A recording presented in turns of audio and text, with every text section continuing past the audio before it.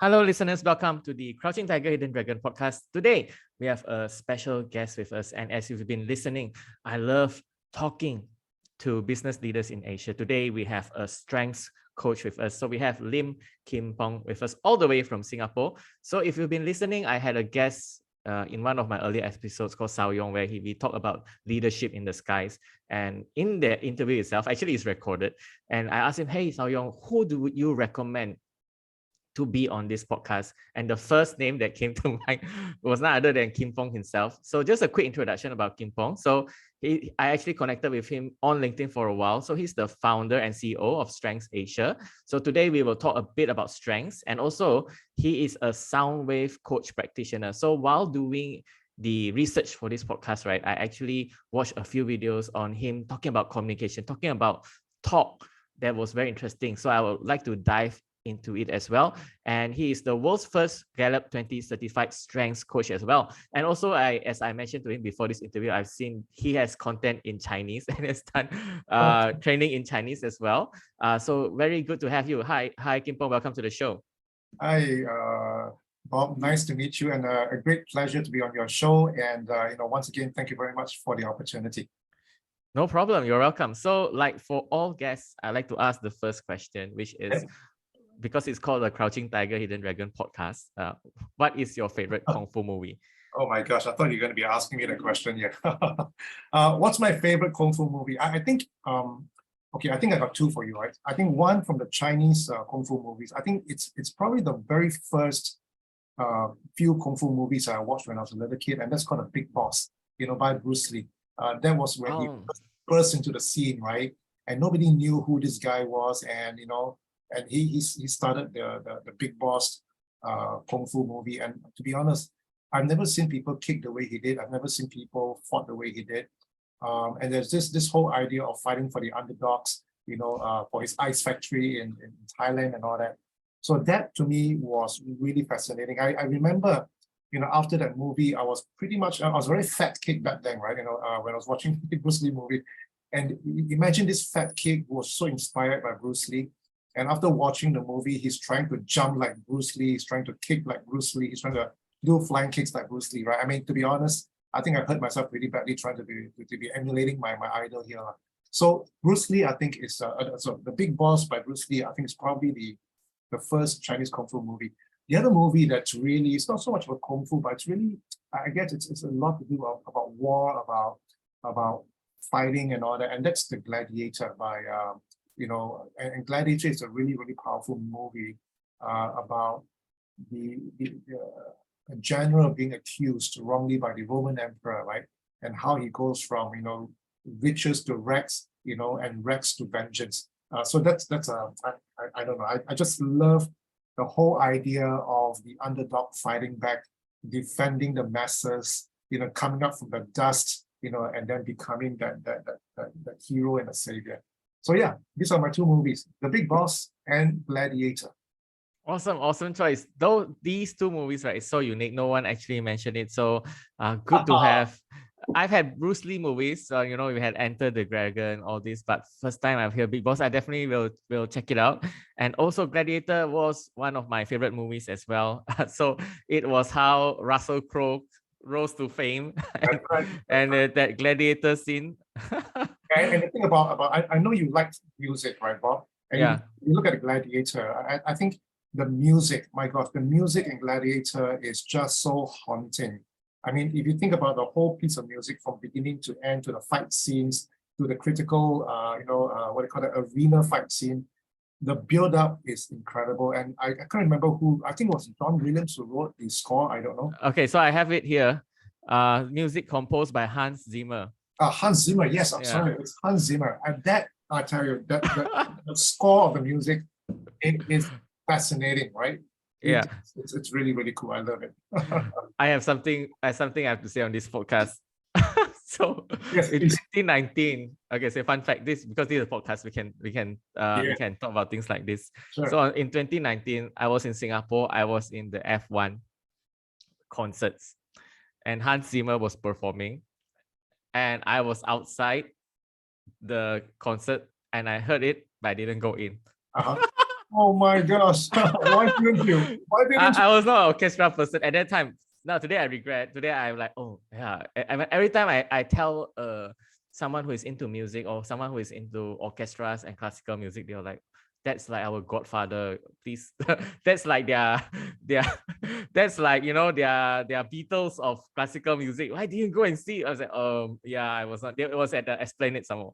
Oh my God. And was it free? Was it free? No. I had the all access pass for F1 Oh my gosh. So you're one of 2019. those privileged people that have all this kind of From Malaysia, from Malaysia, Oh my from gosh. Malaysia, from Malaysia. And fun fact, I'll be at F1 again this year to watch Robbie Williams for Wow. one day only. So anyway, yeah, you said I'm a music fan. Very interesting that I'm not sure how you found out. But yes, I am. I always go to Singapore for music events also. Wow. So are you Yeah. coming for the Taylor Swift one? Unfortunately, no. Unfortunately, Ah, no. But I have friends who got tickets. wow. So I'll be there for F1, and I was just there this year also for Red Hot Chili Peppers. So fun fact about music. Maybe I'll have an episode. I just talk about music. As Good. well. So this tells me, right? This tells me that our Singapore's tourist promotion board strategies are working, right? It's like we are bringing people from all over the region into our tiny little state for all these wonderful concerts. 100%. Unfortunately, I'm going to Coldplay, but not in Singapore because I couldn't get the tickets. So I will go to Bangkok for that. So yeah, that is a fun. Actually, quick question. How do you know I was into music? Oh, so I mean, one of the things that I do, that if I'm getting onto a podcast with somebody, I try to understand a little bit of what they do, so that at least, I know who I'm talking to. Like, it's not just a talking head. So I was just looking through, Bob Lowe's videos, right? And I came across this video where you were singing. Oh no! Somewhere, right? Oh no! Okay. Oh no. Okay. Now I know. I must say this. I think your audience doesn't know this. So I'm gonna tell your audiences. The way you're belting out the song, the way you were singing, my gosh, my friend, you got passion, man. Oh no, that is You got I got passion, but not very accurate. So I okay. Fun fact for the audience: I'm taking vocal lessons and improving. In fact, right? Okay, I don't want this podcast to be about me, but anyway, in fact, I go to jam sessions and I jam in Singapore as well. Yeah. Yeah. So yeah, good to know. I think that is very good to know that you actually check me out before the interview, because that is not even part of the podcast channel. That is like my other channel, my Bob Lowe channel. That is not the Crouching Tiger, Hidden Dragon podcast channel. So that gives you an insight into Kim Pong, how much detail he puts into it. And I do encourage all of you to do a quick search. You'll find a lot of teaching, right? A lot of teaching that he has done in terms of the sound wave, in terms of communication, in terms of creating a safe, safe workplace and things like that. So do check out a lot of content. Kim Pong puts out a lot of content out there. So I'll start this off, right? So because this podcast is about you, and I want to ask you the first question to start off is, how do you get into the business of training? Oh, wow. I think this happens. First of all, thank you very much for for saying all those wonderful things about what I do, and I really appreciate the plug there. How did I get into training? I think the quick story would be, I think I was in a moment of crisis, Bob. When I was moving from a business into the future. I think at a point in time I sold a business back in 2001, and after I sold that business. I actually had the opportunity to just take a break for 1-2 years without working, right? And there was a time when I felt, I thought, hey, my gosh, after you sold your business, I thought, hey, go party, go play golf, relax, chill, right? And the truth is this, right? You can chill, you can relax, you can party for like 3 months, right? And after that, I told myself, I cannot imagine myself walking to the golf course every morning, waking up with nothing to do. And to me, I go like, what's happening here, right? So I was in a moment of crisis back in 2001. And it was during that period, Bob, that I attended a workshop about life significance and purpose and meaning and all that kind of stuff, right? So I was in the room, and I'll tell you what, this workshop is kind of interesting. I was in the room not with people who are struggling to make a career or whatever, but I was in a room with about 19 other people who are very successful in their business. A lot of them are multi-millionaires. And all of us are in the same room trying to figure out what is the meaning of our life? What is the purpose of our lives? Can you imagine that, people who are successful financially, but are lost purposefully, right? So that was meaning, I mean, in the workshop that I was in, and as I was in there, the speaker was running the workshop, the trainer was running the workshop, and as I was listening to him, something amazing happened to me, Bob. My heartbeat began to go like crazy, right? I got so excited. I thought I was having a heart attack, but actually it was my passion being awakened, during that time. And when I saw what the trainer was doing, the way he was moving around the room, the way he was talking to this really, people of the world that kind of knows what to do, and kind of helping them find meaning and clarity and purpose, right? I told myself, whatever this guy has, I want a little bit of it. Whatever he has, I want a little bit of that. So that was the beginning of something that I can see myself in a different role altogether, to become a trainer, to become a coach, to people who wants to grow their organization and grow their people and grow themselves, right? And so that was that moment. And so when I got it, I said, my gosh, I want to do this, right? Well, shortly after that, that organization invited me, to the US to be trained as a facilitator. So of course I said, gosh, I got nothing to do. I'm ready to do this. I went to the US and got trained, right? And after the training, I was like, okay, that's kind of interesting. I mean, I now I know what to do with certain things and all that. And then they invited us into another room whereby they invited all the global coaches of the world for that particular organization and had a powwow session, right? And I was in the room, sitting in the last second row of the room, and the head coach of the organization got up and began talking about the power of coaching, the joy of coaching, the relevance of coaching and all that. And as he was talking, the same thing happened to me, Bob. My heartbeat began to beat like crazy. I thought I was having a heart attack again. And I was so like, my gosh, what's going on here, right? Whatever this guy is doing here, I want a little bit of that. So at the end of the whole session, I walked all the way to the front and I went to the head coach here. I said, hey, my name is Kim Pong, I'm from, Singapore, blah, blah, blah, and all that. How can I be trained as a coach? And on that spot, the guy said, just sign up and I'll train you personally. So that was how I got my journey started, Bob. It was really being in the right place, in the right time, with the right people, right? Under the right conditions. And, when all that kind of collides together, my heart was awakened, my mind was open, and then I said, gosh, there's opportunity in front of me, let's do it. So that's how I got started. Thank you, Kim Pong. I love that story. I can see your eyes light up when you shared your experience, that your heart was beating and palpitating. So that is great. And I want to start off the first part, right? Talking about communication. And I know that you are a sound wave coach, practitioner, and global partner. So can you tell us more about that as well? Then I'll follow up with some questions on communication. Very good. Sure. Yeah, I think sound wave, what is sound wave? I think sound wave is basically helping people know the power of their influence and the power of their impact, through the way they talk. That's all there is to it. At the end of the day, sound wave is about helping you make meaningful connections with people around you. I got involved with sound wave about 4.5 years ago. So my company, StrengthsAsia, has already been doing a lot of team engagement, training and coaching work in this region here. And about 4.5 years ago, I met somebody who was using Soundwave, and this was actually, of all places, I met her in Guangzhou, right? So I was running a workshop in Guangzhou, and then she was my sponsor. At the end of the whole thing, she invited me for dinner, we had dinner, and then she asked me a question, hey, Kim Pong, what would you do, right? What would you do if I tell you that there's an assessment out there in the world where you can answer about 36 questions, and then you figure out how you talk? I still remember I was eating my sushi, right, Bob? And all of a sudden I go like, whoa, what's going on here, right? That same heartbeat came back again. Remember just now, I was like, I got really excited, I got really energized about it. And I turned to her, I said, look, can you tell me one more time, right? I don't have to do a recording. I just need to do 36 questions, and I'll actually find out how I talk. And she said, yeah, precisely that, right? And this makes me go crazy. You know why, Bob? I somehow have this ability of kind of projecting forward the possibility of vision and future here. And when I saw that if a leader in any organization can figure out how they talk, my gosh, they can immediately figure out how they lead, how they make relationships, how they connect with people, whether intentionally or otherwise. So that's why Soundwave becomes really exciting for me, right? I basically got myself accredited by Soundwave in the UK. And then one thing led to another.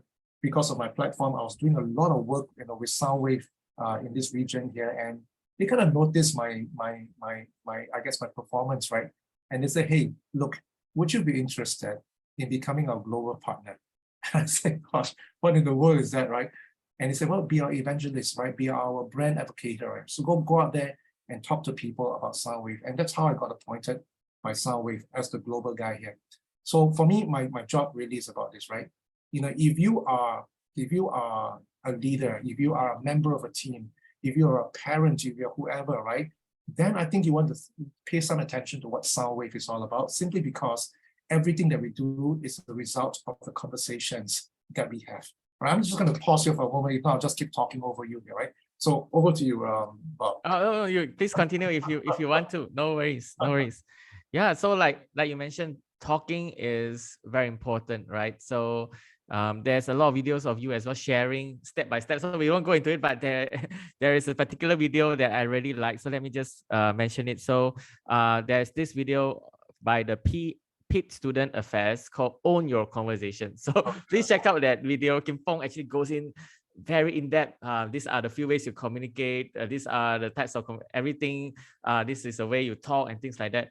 So yeah, talk is very important when it comes to everything we do, including, like you said, relationships and also leadership, right? So one thing I picked out of your LinkedIn profile is you also mentioned that part of you do is to influence without authority. Right. So based on what you said just now, can you share with us how do you help leaders to do that? Oh, that's a fantastic question, right? I think the idea here is this, right? How can we influence without authority, and how can we show our authority without? Sorry, let me just say that again. How can we influence without authority, and how can we show authority with respect? I think this is a really powerful idea here. In any context that we work in, whether as a leader or as a member of a team, very often I think it's very natural for us to say, oh gosh, I need to have the appointment, I need to have the authority to be able to do certain things or say certain things, right? So very often we are in some way self-limited by our sense of empowerment in that sense, okay? The second thing here is right, like, say for example, you are appointed a leader. And to be honest, some of us actually, we are not naturally born leaders now. We learn in the process to become great leaders, right? And some of us actually struggle with the ability of leading properly here. Now, in order to answer the question about influencing without authority or showing authority with respect, I need to kind of dial back the clock a little bit, right? So I want to start off with this simple idea about that everything is conversation. Leadership is conversation, relationship is conversation, culture is conversation. So if you think about a leader that you love working with, the reason you love working with a leader is not because he or she or they agree with you all the time. It's not the case. But the experience is, for some strange reason, when you're working with a particular leader that that notices you, that finds you very significant in the team or in the relationship, or that you feel extremely safe and secure and psychologically empowered, right, in his or her presence, then, very often we think, hey, that leader is really, really good. And a lot of it is found in the way the leader communicates with you. Whether the leader has the authority or not, he or she or them, right, they are able to kind of communicate the authority with respect. Does that make sense? Right? Yeah. Now, so that leadership is conversation. Relationship is conversation, Bob. Now, why is that? Think about the relationships that are terrible in your life. Then ask yourself the next question, right? How's the conversations like? To be honest, I think most of us would be, we either have no conversations or transactional conversations, right? Say what you must and get out. Now, if you think in terms of the corporate world, a lot of this happen, right? My relationship with you may not be good, but I still need to get the work done. So in other words, right, I am just going to say what I must and get out of the situation and get out of your way, right? And if you think about that, how sustainable are those relationships? How sustainable, therefore, is the productivity or the quality of the work that we're doing? And the third thing here is culture, right? Culture is conversation.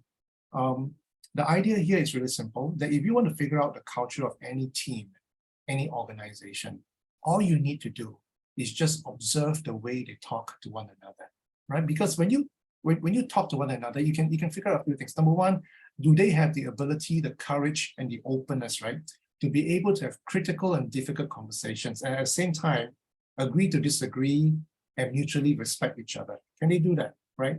Because if they can, that's a great culture that we're looking at.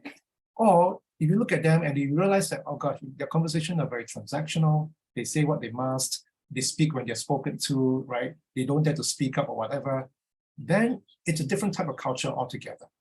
And this is where we talk about this whole idea of influencing without authority, right? Think about the idea that, if you're in a meeting, very often, our brain is working, even though our mouth may not be speaking. We see many things, right? And I like to say this, right? Just because I'm quiet doesn't mean I've got nothing to say, right? Any question, floor is quiet, but it doesn't mean people have nothing to say. Sometimes people may feel that, oh, I don't think I have the authority to ask a question to my bosses here. Or sometimes people may feel, oh, I don't think I have the empowerment or that position to ask a question or to say certain things in a certain way. And this is what I mean by influencing without authority. The fact is that because you and I, we are already in the room, right? We are in the team.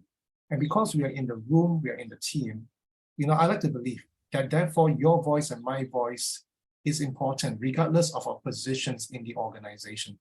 So the thing that makes me really, really excited about this idea is that how can I empower people to speak up even though they got no authority? How can I enable people, right, to influence even they do not have the authority of the appointed leadership? Because at the end of the day, every voice is important, every voice is critical, right? And let me just say one more thing, I'm going to hand the session back to you here, right? And this is it, right? Sometimes we have a lot of thoughts, we have a lot of questions, but we may not dare or we may not know how to express them. And it's not because we don't want to, we want to, but we don't dare or we don't know how. And this is where sound wave comes in really, really very, very, very, very usefully, right? Why is that? Because sound wave reveals to you and I our naturally preferred voices, and what are some voices that we may not dare to use or we may not know that we have, right? So the whole idea here is about showing you the tendency of the way you talk. And once you understand that, what you can see, you can touch. What you can see, you can grow. What you can see, you can develop, isn't it? And the whole idea is if I see how I talk every day or how I don't talk every day, and then ask myself, is this good for me? Is this good for the team? Can it be better? If the answer is, I can be better, I want to be better, I want to learn how to be better, then, hey, now we have the ability to figure out how to talk better, how to begin to influence, even though we may not have the authority. Yeah. So it's a long answer to your short question here. I apologize. Back to you, Bob. No worries, no worries. That's great. That's great. So I love that because, like you said, in a boardroom setting or even in a team setting in corporate, there are people who don't have a voice, and we always think, oh, we need to have a title. I need to be the manager. I need to be the director to speak out. But what you are doing and what you are saying is you like to empower these people who without title, without authority, right? Same like Gladiator, right? He doesn't have the title authority, but then he is leading people for a change. Yeah. So yeah, but a bit about that. So you mentioned sound wave as well. So just a question as well is I visited the Soundwave's website, and there's something called a Soundwave assessment. So you mentioned just now there is you discover how the way you speak. So what else can we expect if we take that assessment? Oh wow, I'm so glad you asked that question about. So in Soundwave, essentially, when you do the assessment, you actually have it's what's available to you is 3 different kind of reports, right? The first one is what we call the Brilliance 3. The Brilliance 3 is a report whereby it showcases your top 3 preferred voices. These are the voices that you think you use very frequently and all the time. So in my instance here, Bob, my top 3 Brilliance voices is inquire, probe, and advocate. And I love the way Soundwave calls it the Brilliance because they believe that these voices are the voices that make you brilliant for who you are, right? They are the voices that have carried you through so far. And the purpose of a report like this is to ask the question, well, now that you have seen your 3 voices, now, is this enough for you? can it be better? And if you want to be better, here's how we can do this, right? So that's Brilliance 3 for the first report. The second report, and I really love the second report, is called the Self-Perception Sound Wave Report. The Self-Perception Sound Report takes the Brilliance 3, the top 3 voices, and then they break it down into 9 different voices, right? So that means instead of staying at the 3, now they review the full 9 for you. And the full ranking of the 9 voices, they will tell you which are the voices that you use normally, right? The voices that you use all the time. And which are some voices that you may actually run the risk of accentuating the voice. And let me give an example, right? Say, for example, I am someone who loves to use the challenge voice, right? That means every time you say something, I always have a different opinion about what you're saying. I'm sure you meet people like this, right? You say A, I say B, you say up, I say down, you say go, I say stop, right? So it's like this challenge voice. And the reason why people have the challenge voice is because they see the world very differently from everybody else, and they want to bring change to the conversation. They want to bring change to the perspective. But let's say if you're unaware of that voice and you use it so frequently, right? You run the risk of accentuation. In other words, instead of challenging for change, people may not see that, but people may feel that you're challenging to attack their opinion. You're challenging to push them over the edge, right? So in some way, from the self-perception report, it actually showcases for you the voices that are at risk of accentuation. So that's the second. And then the third piece of data is they showcase to you what are your under pressure voices. That means when you're under stress, when you're under certain kind of specific triggers, right? What are some voices that you may actually overuse them, right? And as a result of that, it doesn't serve you as well. And then the next category of data that they show you is, and this is, I really love this, is what they call the passive voices. The passive voices are those voices that you didn't know exist in your life, right? That's one. And number two, they are the voices that maybe you know exist, but you do not know how to use them, right? And this is really powerful because, you know, imagine people have given you some amazing power in your life, right? And it's kept somewhere hidden in your consciousness. You locked it away and thrown the key away, right? Here it is, right? Soundwave gives you the key back and say, hey, ta-da, here are the passive voices, and this is the power they can give you. Would you like to use them, right? So in the self-perception report, it gives you the full ranking of all these different categories here. And the last report is probably one of my favorite reports here. It's called a Soundwave 360. Now, the Soundwave 360 is really fascinating because the first 2 reports, the Brilliance 3 and the self-perception, will give you the results on how you think you talk, okay? For the 360, it will show you how you're actually being heard by other people. In other words, you can do your 360 Soundwave across 4 different levels of stakeholders, right? You can get your boss to do it, you can get your peers to do it, you can get your team to do it, then you can get your independent stakeholders to do it, right? And all these guys here will be able to tell you about, you know, how you're actually being heard by them. So if you take your self-perception and compare it with your 360 and you realize, oh my gosh, there are overlaps or there are big gaps, well, now you have data-driven insights that will allow you to develop yourself more intentionally as a speaker, as a leader, as a parent, or whoever you want to be, right? Because at the end of the day, as I said, right, everything is conversation. So I hope that answers your question about. Yes. So I do encourage all of you, if possible, go to Strengths Global. Go to soundwave.global and to actually take the assessment as well. When you said, because I watched your workshop as well, so I think but I have to do the assessment to really know this. I think I talk in a way of observation and also experience. I think therefore I don't really challenge. So that is not really me, but that's something I want to look into. Personally, I also love studying things like this. Every time I communicate with someone, whether it's speech or whether it's text or emails, whatever, I will actually think of what am I communicating. Many years ago, whenever people ask me this question, what is your favorite book, whatever, I would say the book that changed my life would be Nonviolent Communication by Michael Rosenberg. That's my favorite book out there that really changed my life. I always say, since I read the book, I never really had a fight with anyone after that. But anyway, I'm still in learning process. So besides Soundwave and all this, is there your favorite way or favorite book when it comes to learning communication? Oh, wow. I think that's a really good question here. I'm just trying to think about, you know, a book that I recently read. And to be honest, I'm terrible in my memory here about So I'm just going to turn on my Audible here Yeah, please do. to Please help do. me remember what I've read. Just give me one quick second here.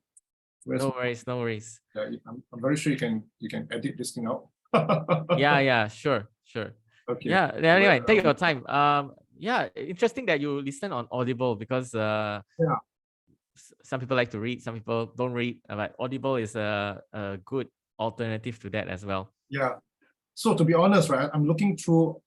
So I finished a lot of audibles. I do a lot of audibles because I do a lot of running and walking and all that. Mhm. And I really don't have a lot of time to sit down and just read books, right? I mean, even though I would love to do some of them, but Audible is really my go-to choice of listening to a lot of content here. So I've listened to a lot of books, and to be honest, there's a book called Let's Talk, and there's another book called Chatter, and there's another book called The Culture Map, right? So these are the three books that I think when I was listening to them, it tells me that, or rather, it really emphasizes this whole idea that everything is conversation. So, for example, the book Chatter, it talks about the chatter inside your head, right? It talks about the voices in your head, and how does these voices save you? How does these voices limit you? How does these voices push you, right? And if you think about it, a lot of this is about conversations with self and conversations with others. Let's Talk is really about the whole idea is about how do you have conversations with people that essentially are very different from you, right?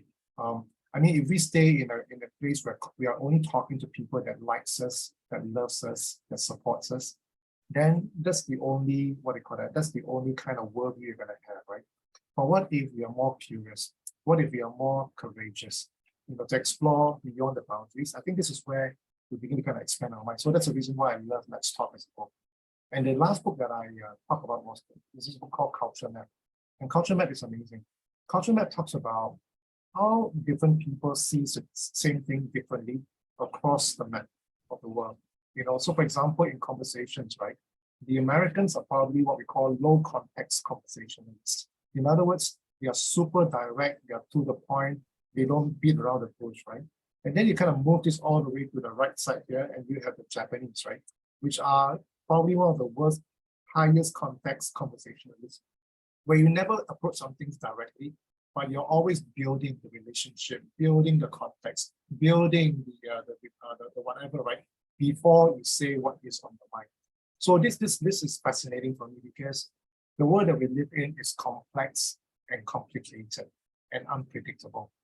And yet we need the device of conversation and talk and our voice to navigate, I guess, successfully and productively here, right? And this is something that really kind of grabs my heart here.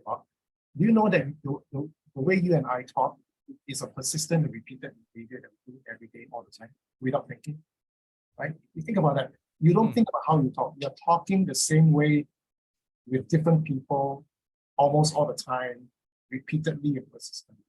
And then you wonder, right? Hey, how come sometimes I can talk to this person better than the other person?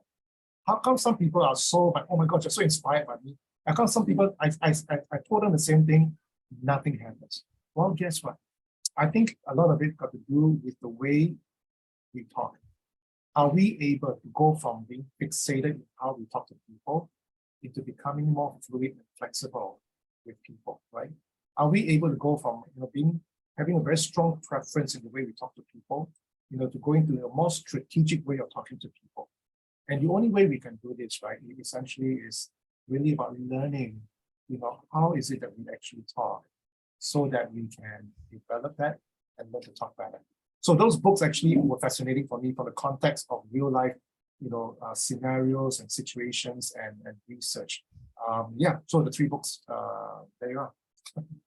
Yeah, so let's just recap for a bit. So there's Let's Talk, there's Chatter, and what's the third book again?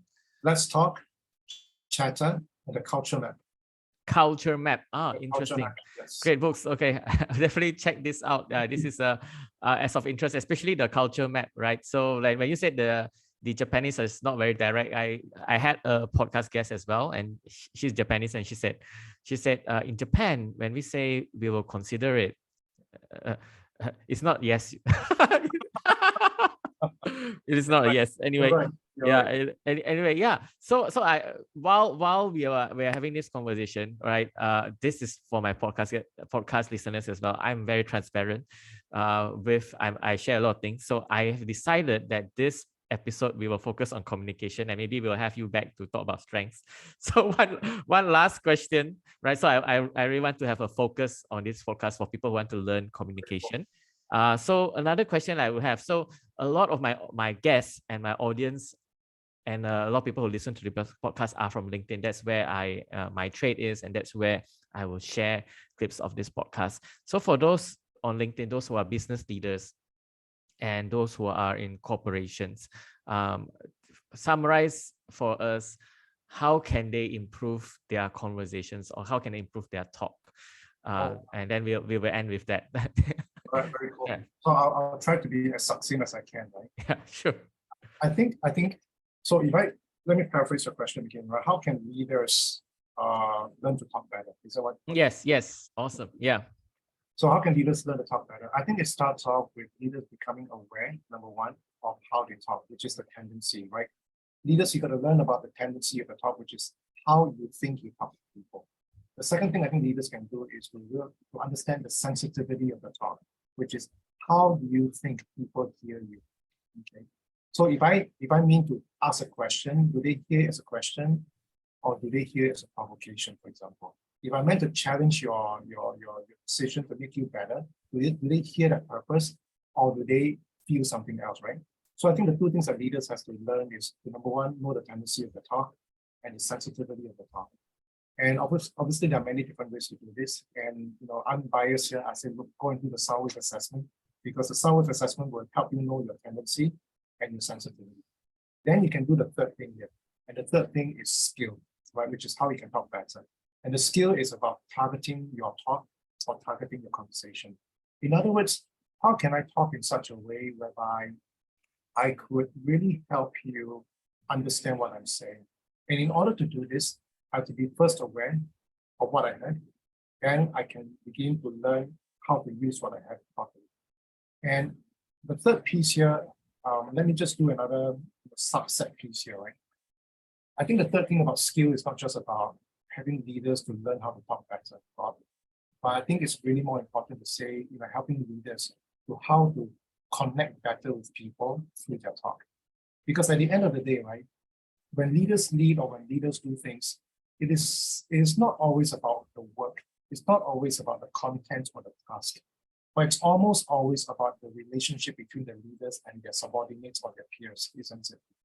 And in some way, right, there's this fascinating framework called the arc of connection, right? And the arc of connection is this, right? When I'm talking to you, am I able to make those meaningful connections with you? And there are 5 points in the arc here. So let me just do that, right? So point number one, right, is this: when I'm talking to you, am I able to recognize you, right? Am I able to include you in the conversation? Point number two in the arc is that when I'm talking to you, am I able to build rapport with you? Okay. And point number three is this: when I'm talking to you, even though over things we may be disagreeing with or strongly disagree with, am I able to disagree with you or talk with you and yet at the same time show you respect? Yeah. And then the fourth point here is trust. When I'm talking to you, am I instilling trust in a relationship here? And last but not least, it is commitment. When I'm talking to you, am I inspiring you to a greater commitment to the work that we're doing together? So this idea of the arc of connection is a very powerful idea, right? It's recognition, rapport, respect, trust, and commitment. So these are the three things I think leaders can do. Number one, tendency, know how you talk; sensitivity, know how you're being heard. Get your SALWIF done. I think you get your assessment, you get the awareness, and then figure out, from the data, how do you build the skill to target your talk to specific stakeholders to build the connections that you want, right? So that's it. Thank you, Kim Pong. That is a great way to end this. That is a good and great succinct summary as well. So I'm very happy to have you on as a guest. You're the first guest, right, I would say, who checked me out who did a search who did a search on me before this and asked me very interesting questions even before recording. So thank you so much, Kim Pong. So for the audience, do check Kim Pong. He does a lot of content on LinkedIn. I think the best way is to connect with him on LinkedIn and share with him what you have learned through this podcast as well. Thank you, Kim Pong, for coming on. Bob, thank you very much for the time, and to your audience out there, please do connect with us. I'll be really happy to hear your comments and your insights here. So once again, Bob, thank you very much. Thank you.